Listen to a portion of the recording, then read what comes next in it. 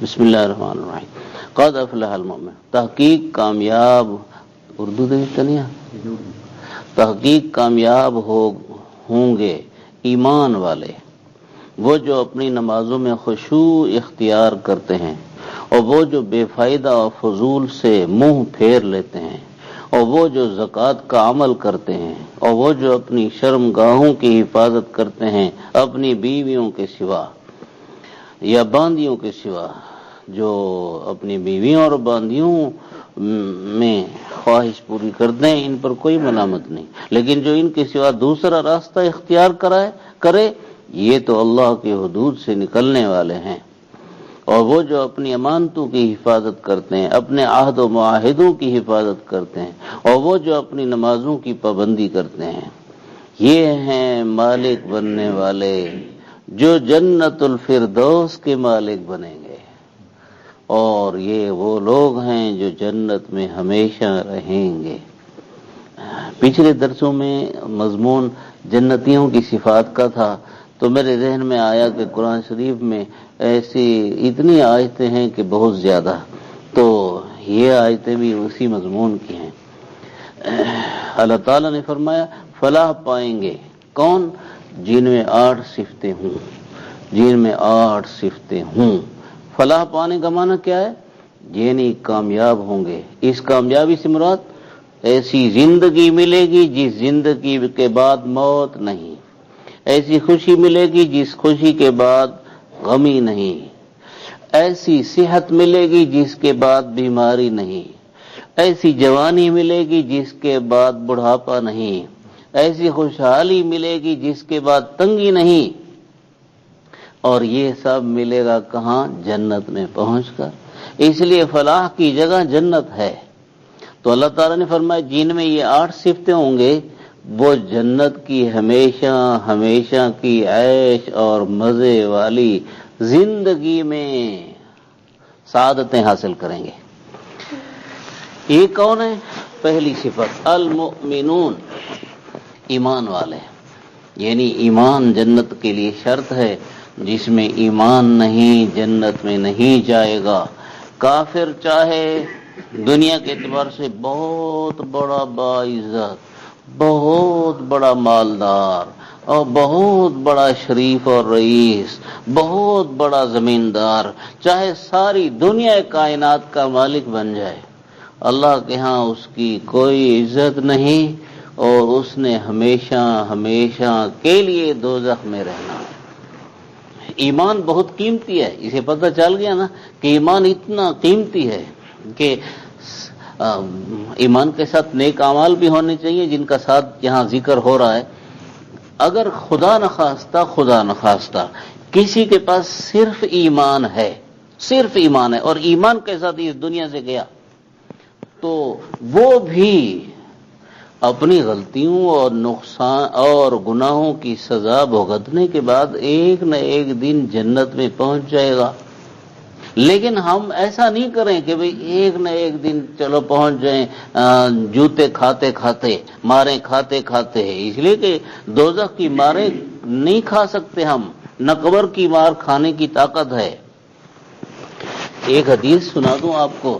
حضور صلی اللہ علیہ وسلم نے ارشاد فرمایا کہ ایک آدمی مرا، اس کے مرنے کے بعد قبر میں اللہ کے فرشتے آئے اور ان فرشتوں نے اس آدمی کو کہا کہ ہم تمہیں سزا دیں گے. وہ کیوں سزا دو گے؟ تمہیں 100 کوڑوں کی سزا دیں گے، تیرے 2 جرم ہیں. 100 کوڑوں کی سزا نہیں دو. اچھا 90 کی دیں گے. یہ تخفیف یعنی کم کرنا بھی اللہ کے امر سے، حکم سے ہوگا. اچھا 90 کی دیں گے، نہیں 90 کوڑے نہیں مارو. اچھا 80 کی، اسی طرح کم کرتے کرتے 1 کوڑا تو ضرور ماریں گے. تو اس کو 1 کوڑا مارا.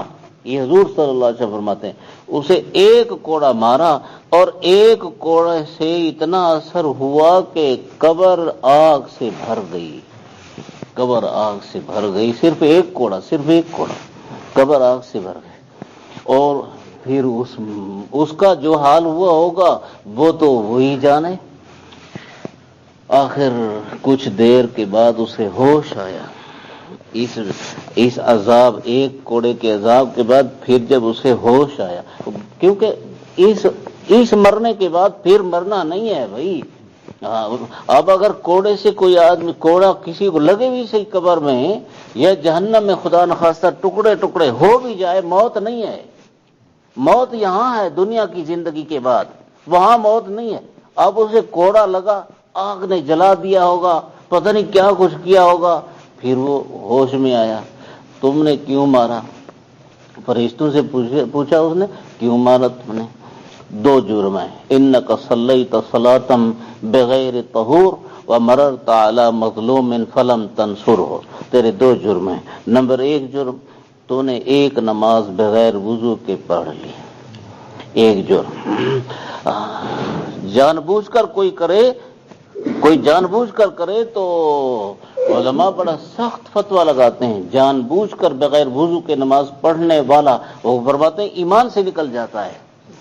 اب یہ تو اس نے سستی کی ہوگی ظاہر ہے، اللہ رحم فرماوے، یا اس سے کوئی بھول ہو گئی ہوگی، یا جیسے ہم وضو توڑ دیں خدا نخواستہ اور سمجھے کہ ہمارا وضو ہے اور مسئلہ پتہ نہ ہو، اس لیے ہر مسئلہ پوچھنا چاہیے۔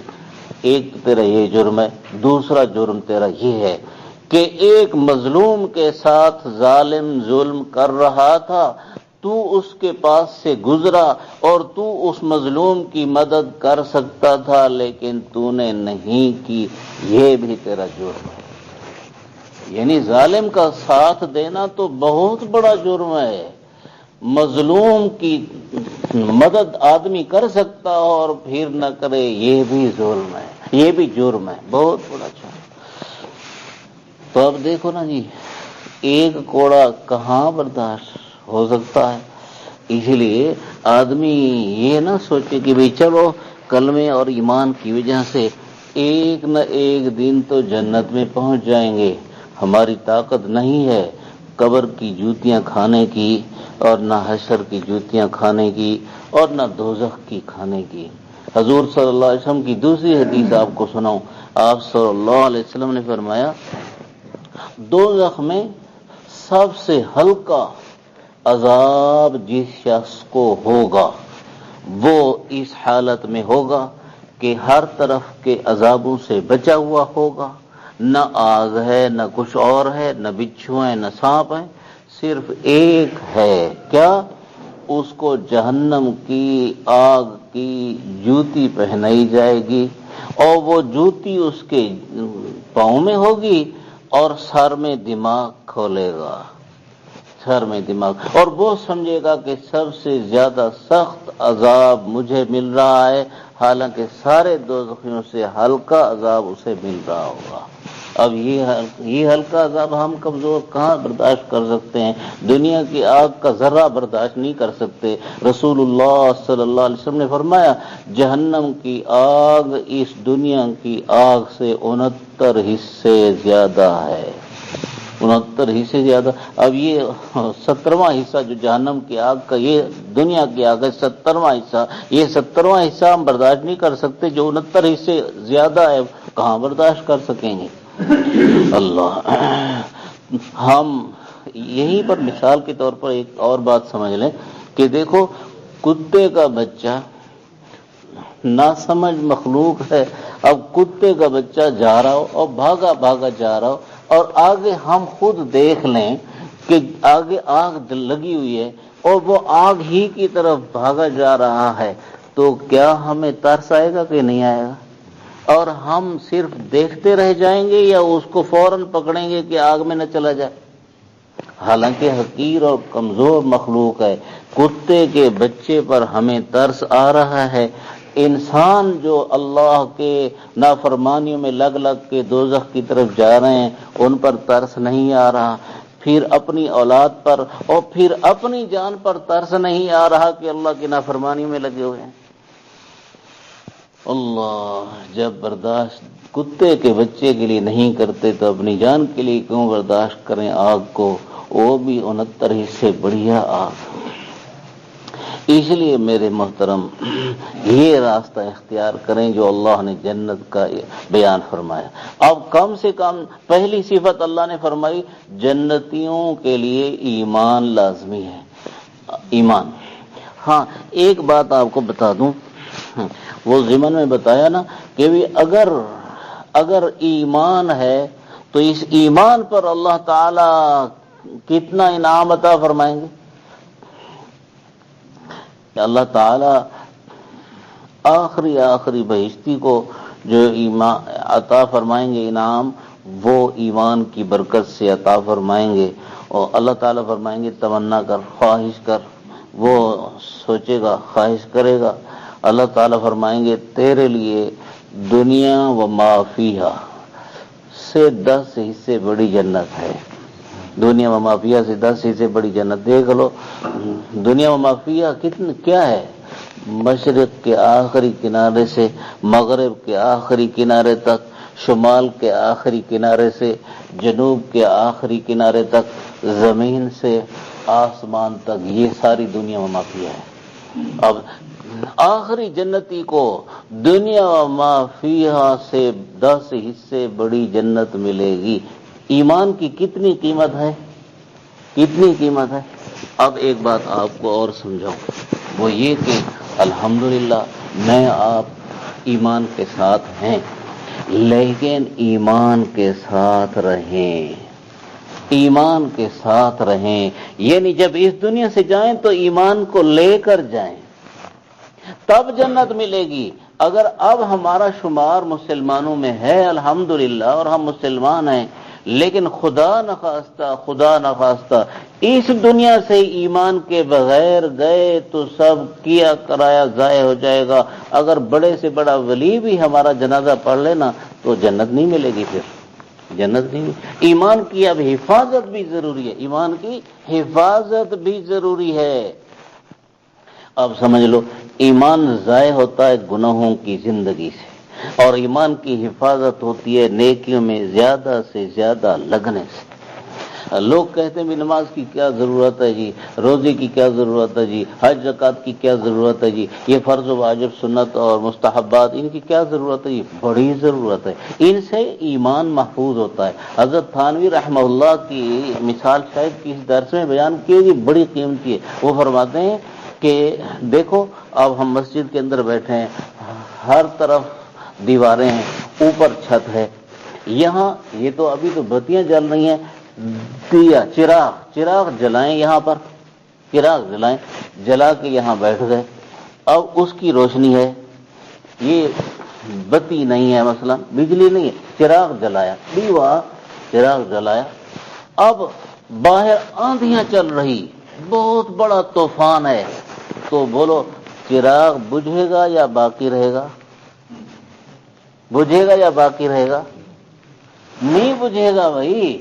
اس لیے کہ چھت کا سہارا، یہ چاروں طرف سے دیواروں کا سہارا، جتنی آندھیاں چلیں، جتنا طوفان چلے، چراغ محفوظ رہے گا. نیکیوں کی مثال ایسے ہے، نیکیاں دیواریں بن جاتی ہیں، نیکیاں چھت بن جاتی ہیں. وہ ایمان کے چراغ کی، جو اللہ نے قرآن شریف میں فرمایا ہے کہ ایمان چراغ ہے مومن کے دل میں، ایمان کے چراغ کی اس طرح حفاظت کرتی ہیں نیکیاں.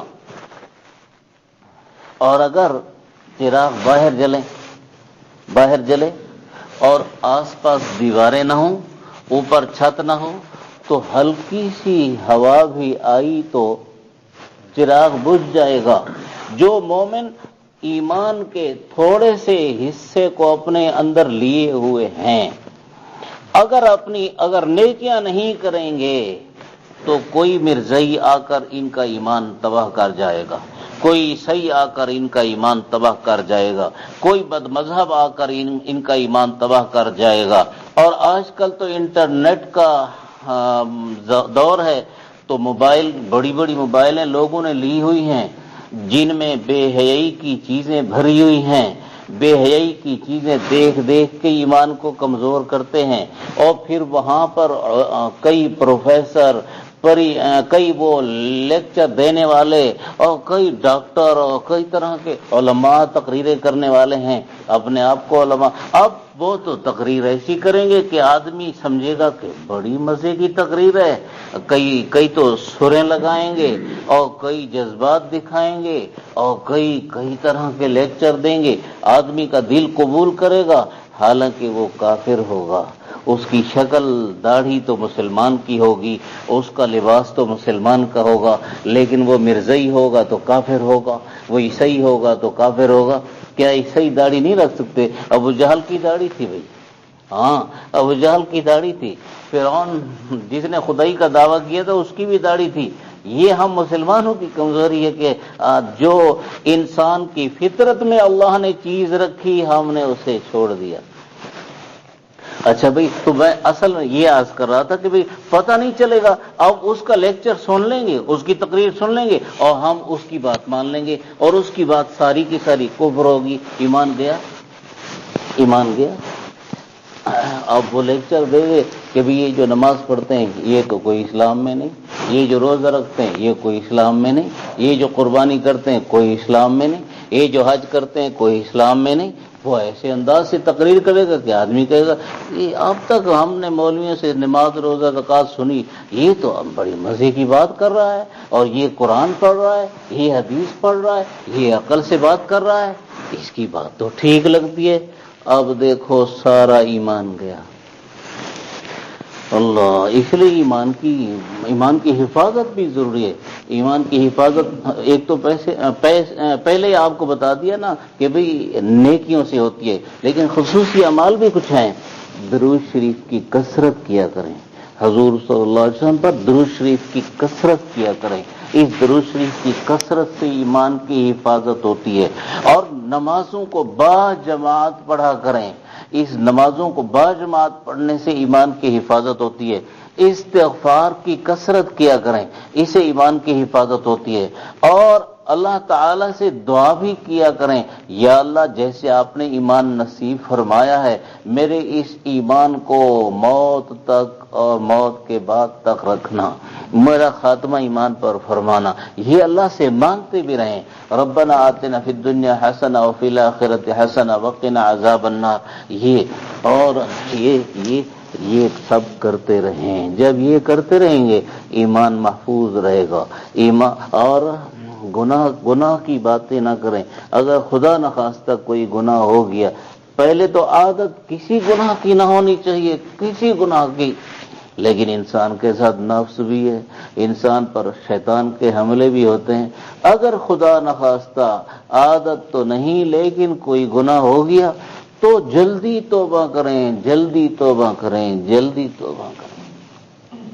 جب اس انداز کی ایمان والی زندگی اور اعمال والی زندگی ہوگی تو انشاءاللہ پھر جنت مل جائے گی، آدمی کا خاتمہ ایمان پر ہو جائے گا۔ تو پہلی شرط ہے المؤمنون، ایمان۔ دوسری صفت الذین هم فی صلاتهم خاشعون، اپنی نماز میں خشوع کرتے ہیں۔ جنتی جنہوں نے کامیابی پانی ہے وہ ہیں جو اپنی نمازوں میں خشوع کرتے ہیں، یعنی نماز کے پابند ہیں، جنت ملے گی۔ اور پھر نماز بھی خشوع کے ساتھ پڑھتے ہیں۔ یہ دو چیزیں ہیں یہاں پر، ایک خشوع ہے اور ایک خضوع ہے، یہ دو لفظ بولتے ہیں علماء، خشوع خضوع۔ بس اس خشوع خضوع کا مطلب یہ ہے ہمارا ظاہر سکون کے ساتھ ہو، ہمارا دل بھی سکون کے ساتھ ہو جب ہم نماز پڑھیں، ظاہر بھی سکون کے ساتھ ہو، ہم ایسے نہیں خارج کرتے رہیں، اور اپنے کپڑوں سے کھیلتے رہیں، نہیں، بالکل ظاہر کا سکون ہو اور دل کا بھی سکون ہو، یعنی نماز ایسی توجہ کے ساتھ پڑھیں کہ نماز میں نماز کے اندر ہوں، نماز میں نماز سے باہر نہ ہوں، نہ دکان پر ہوں، نہ مکان میں ہوں، نہ بازار میں ہوں، نہ زمین پر ہوں، نہ بیوی بچوں کے پاس، نماز میں نماز کے اندر ہوں۔ اب نماز میں نماز کے اندر ہونا بڑا آسان ہے بھئی، حضور یہ علماء ایک اصول بیان کرتے ہیں، النفس لا تتوجہ الی شیئین فی آن واحد، یعنی ذہن ایک وقت میں دو طرف متوجہ نہیں ہوتا، ایک وقت میں ایک طرف متوجہ ہوگا. اب اگر نماز کی طرف توجہ آپ رکھیں گے تو نماز سے باہر کی طرف توجہ نہیں ہوگی. نماز سے باہر کی طرف توجہ کریں گے تو نماز کی طرف توجہ نہیں ہوگی. حضور صلی اللہ علیہ وسلم کی ایک حدیث کی یاد آ گئی. آپ صلی اللہ علیہ وسلم نے ارشاد فرمایا من توضأ فأحسن الوضوء ثم صلى ركعتين لم يحدث فيهما نفسه غفر له ذنوبه وإن كانت مثل زبد البحر. آپ صلی اللہ علیہ وسلم نے فرمایا جو شخص اچھی طرح وضو کرے اور پھر 2 رکعت نماز پڑھے. یہ 2 رکعت ظاہر ہے نفل ہوں گی ورنہ فرضوں کی تو وہ متعین ہے نا. 2 رکعت نماز اس طرح پڑھے کہ اپنے آپ سے باتیں نہ کرے, یعنی اللہ سے باتیں کرے. اپنے آپ سے باتیں نہ کرنے کا مطلب دھیان نماز کی طرف ہو. جب اس طرح سے 2 رکعتیں پڑھے گا تو رسول اللہ صلی اللہ علیہ وسلم نے فرمایا اس کے گناہ اگر سمندر کی جھاگ کے برابر بھی ہیں تو سب بخش دیے جائیں گے. کتنا یہ اس نماز پر ہے نا جس میں توجہ بالکل نماز کی طرف. اور ظاہر یہی ہے حدیث پاک کے مطابق کہ یہ تحیت الوضو کی فضیلت ہے.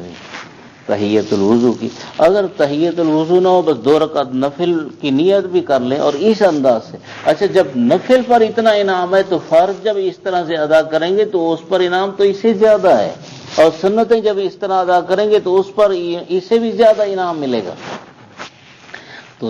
تو نماز میں خشوع کرتے ہیں. اب خشوع کو پیدا کرنے کا طریقہ بڑا آسان ہے. وہ یہ کہ آپ نماز میں الفاظ زبان سے اس طرح پڑھو کہ اتنی آواز ادا ہو کہ کان سنیں. پھر اپنے کانوں کو متوجہ کرو, بھائی میں یہ پڑھ رہا ہوں. کانوں کو متوجہ کرو بالکل. اور دوسری چیز اپنی نگاہ کی حفاظت کرو. الفاظ کی طرف توجہ, کانوں کو الفاظ سنو, اپنی نگاہ کی حفاظت کرو. جب ہم اپنے الفاظ کانوں کو نہیں سناتے توجہ دوسری طرف چلی جاتی. جب ہم اپنی نظر کی حفاظت نہیں کرتے تو توجہ دوسری طرف چلی جاتی ہے. یقین کرو اس کی مشق کرنی پڑے گی کئی دن, اور جب مشق کر کے اس پر عمل کر لیں گے تو نماز میں توجہ بالکل حاصل ہو جائے گی انشاءاللہ. اور جب نماز میں توجہ حاصل ہوئی تو اللہ تعالیٰ نے جو جنتیوں کی صفت بیان فرمائی ہے وہ ہمارے اندر آ جائے گی. اللہ ہمیں جنتیوں کی سب صفات اپنے اندر لانے کی توفیق نصیب فرمائے.